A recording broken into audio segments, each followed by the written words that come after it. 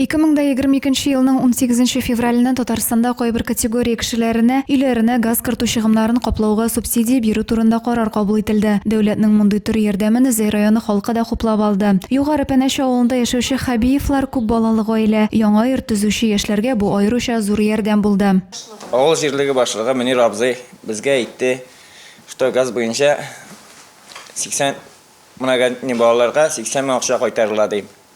Без моны кулдан ышкындырмаска. Районда 22 авыл җирлеге бар. Дәүләтнең бу төр ярдәме буенча эш җирлек башлыклары белән бергәлектә башкарыла. Без алар белән бүгенге көндә эш алып барабыз, документация төзү буенча, подрядчик табу буенча. Алар бу программаны бик хуплап кабул иттеләр, чөнки бүгенге көндә республика тарафыннан мондый субсидия, 80 мең субсидия оборудование алырга да, газны өйгә кертергә, документация эшләргә дә бик зур ярдәм булып тора.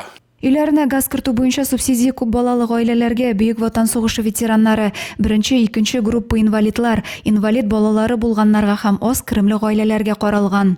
Чтобы получить данную субсидию, данные домохозяйства должны ввести газовое оборудование не раньше 21 апреля 2021 года. Те категории, которые перечислены в данном постановлении, если они провели газовое оборудование после 21 апреля 2021 года, могут обратиться в органы социальной защиты для получения данной меры социальной поддержки. Социаль ярдәм турында тулырак 7-10-46 номеры буенча шалтыратып белергә мөмкин.